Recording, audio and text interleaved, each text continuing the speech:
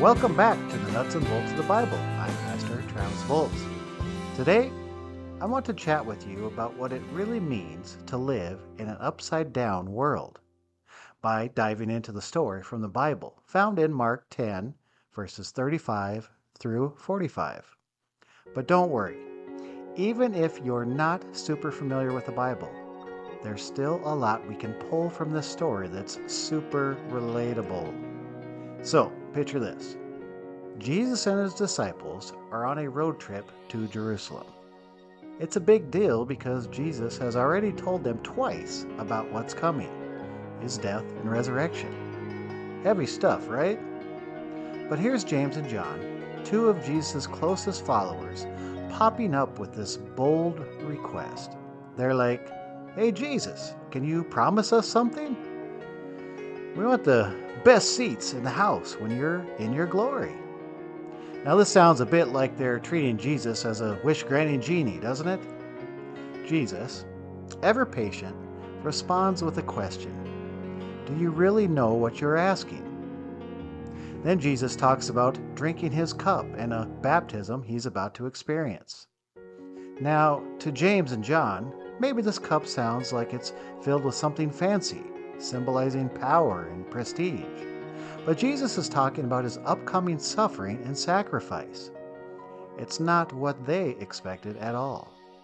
This reminds me of when my son came home from school recently excited about Christopher Columbus and how people once thought the earth was square. Imagine being so sure of something, yet it's totally wrong. That's what Jesus is showing here, a world upside down from what we're used to.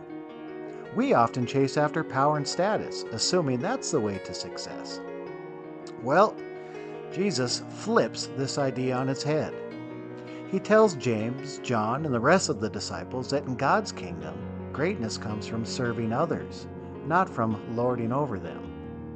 In our world, we often see people in power using their position for their own gain, while Jesus is saying, nope, that's not how my kingdom works. True leaders serve others. Imagine a CEO more concerned with the well-being of their employees than their own bonuses. That's what Jesus envisions. Now, think about your own life. Can you remember a time when you thought achieving a certain status or role would be the highlight, only to find out it came with unexpected challenges?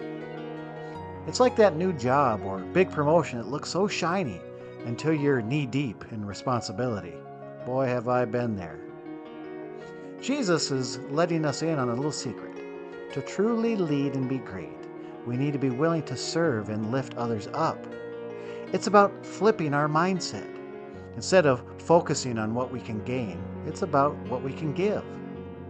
I love how Jesus embodies this servant leadership, choosing to give his life for others. And as a result, we've all benefited. Now, this doesn't mean we become doormats. Rather, it's about embracing a spirit of humility and service, where we prioritize others' needs alongside our own. As followers of Jesus, or even if you're just curious about this way of living, I think there's a lot to learn here. So, how do we live right side up in what often feels like an upside down world? What if we all committed to making one small change? Perhaps start by thinking of one way you can serve someone else. No strings attached. To wrap up this episode, here's a question to ponder as you go about your week. What is one simple way you can serve someone else today? Whether it's a random act of kindness or supporting a coworker, how can you flip the script? Thanks for tuning in. I'd love to hear your thoughts and stories, so feel free to reach out.